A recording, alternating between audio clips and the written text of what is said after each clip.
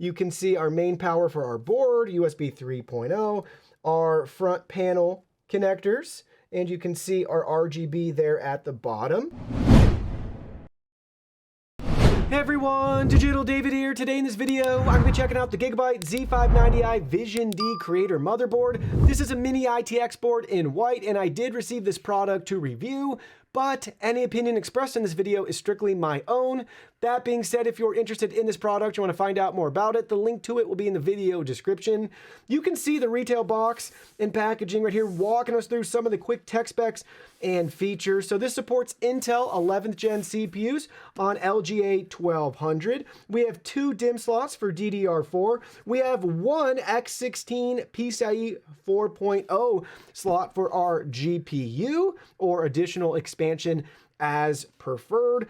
2.5 gig LAN, Wi-Fi 6, and dual M.2 slots. Now let's go ahead, let's open it up and look at the contents. Here are all the contents. First up, you can see we have our drivers and utilities disc, followed by our user guide and manual, walking us through everything we need to know about our motherboard, from hardware installation to BIOS setup and additional information. You can see our motherboard layout, block diagram right here. We have a complete list of our product specs. Very helpful, going over everything you need to know, step-by-step setup instructions for you. Very thorough and detailed. All your connection and wiring options. So they have you covered right here. Next, you can see we have our M.2 screws and 1 included standoff. Data cable, RGB cable, our 3 fan adapter cables right here we're going to need to connect on our motherboard. You can see our really cool Gigabyte branded white and black Wi-Fi antenna right here. And last but not least, we have the motherboard. Let's go ahead, let's look at that in more detail. Here's the motherboard up close, check it out. Everything looks great. You can see we got the Gigabyte logo and branding, Z590i Gigabyte Vision right here with Vision up at the top, and broaden your horizons. Pretty cool, we got that all on the board. I really like the white color scheme we have going on right here. You can see on the side, it walks us through some additional product information, supports 11th gen Intel Core processors, DDR4 socket 1200. You can see our DIMM slots right there, USB Type-C, USB 3.0. We have everything we need on this board. There's our 3 fan headers right there. Our PCIe 4.0 expansion slot, designed in Taipei, it says underneath. And now we can look at this side. You can see Vision branding again. Everything's in white. Line out, mic, DisplayPort in. We have 2 USB Type-C ports, 4, 5, 6 USB ports. You can see our Wi-Fi connector right there and 2.5 gig LAN. We also have our Q-Flash Plus button right there. Let's flip it over to the backside. You can see we have a really nice cover on the back. Looks great. Vision, Gigabyte Creator Series. You can see our M.2 slot right there. I'm peeking underneath the cover. I don't see anything else right here. So we have our 1 M.2 slot on the back. And we'll look under this one, but we probably have an additional M.2 slot right there, which is great.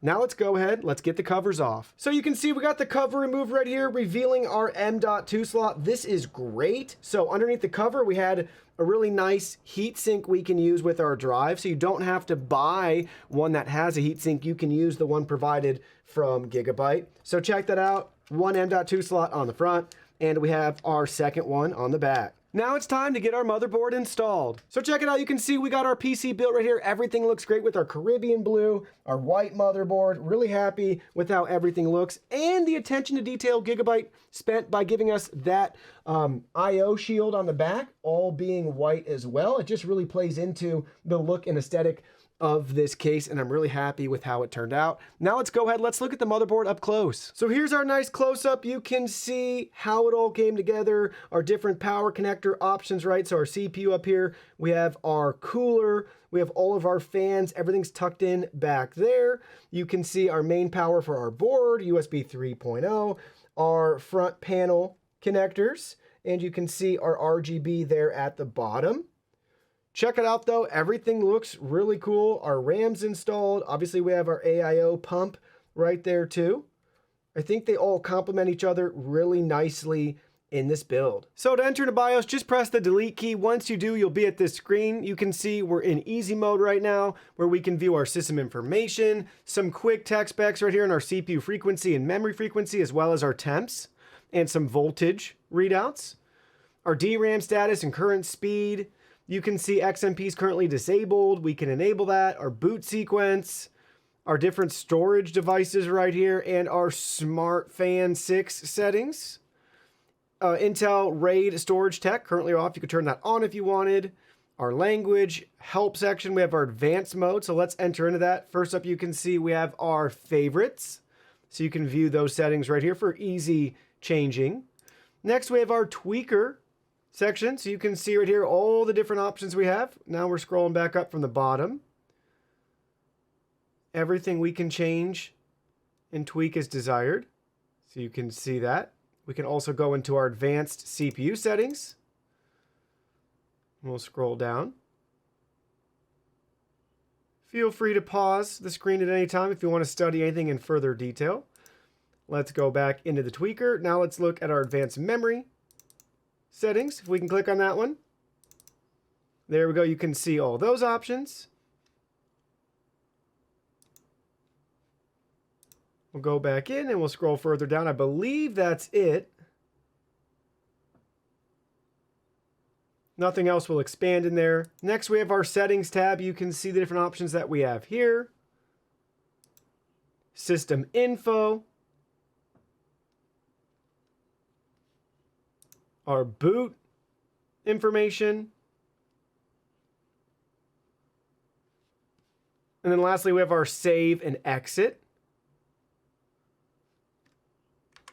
We'll go back to easy mode. You can see next up we have our Smart Fan 6 settings. So we have our temp, our RPMs. We can choose depending on which fan we want to see and the information for it. Temps, RPMs, everything you need right there. We can load or optimize defaults, Q flash settings. If you need to update your BIOS settings, you can do that right here. Very simple, just follow the prompts, choose whichever one you're trying to accomplish. Save and exit, and then we can go quickly to our favorites right there from the menu within easy mode. So now to enable our X.M.P profile, multiple ways you can do it, but the easiest one is go ahead, see where it says X.M.P disabled right here, just select this. And you can see, there we go, it now has the profile for our RAM.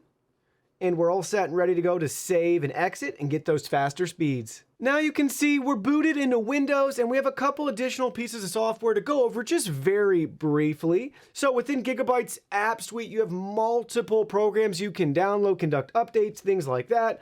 First up, I wanted to show you the system information viewer so we don't have to boot into BIOS if we don't want to see and access some of our settings. So first up, you can see our system information on the screen right now. For our processor, our clocks, our motherboard, and our memory, we are getting the correct speeds for our memory. You can see right here, 3600 megahertz.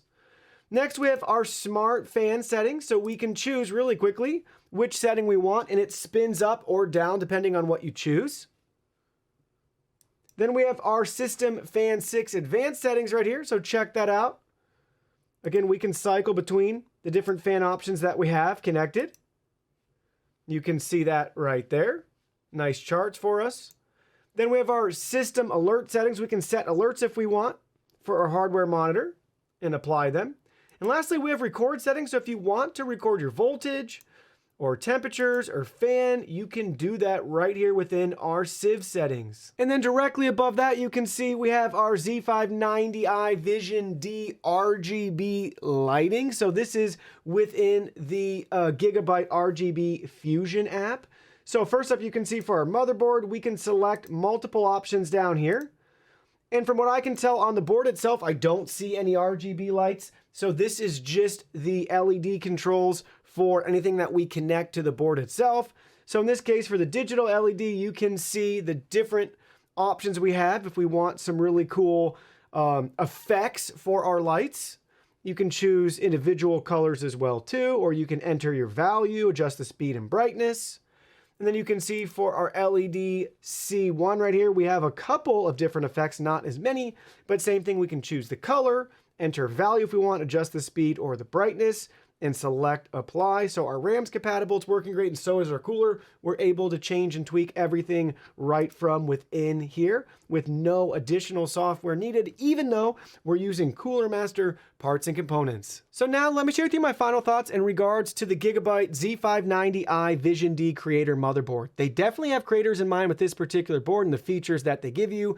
I think one of the differentiators that sets this board apart from other boards out there on the market for creators, besides its design and color aesthetic, is going to be Thunderbolt 4. So they're trying to make it really simple for you and all of your connections, and you can daisy chain up to 10 Thunderbolt devices, which is really impressive. Now, ironically for me and this particular build that I'm doing, I actually wish it didn't have that because I really wanted to use the integrated graphics from my Intel CPU, and we don't have any sort of display port out or HDMI out. So in the future, I mean, check it out. We still got room on the back there. I'd love to have both options if possible.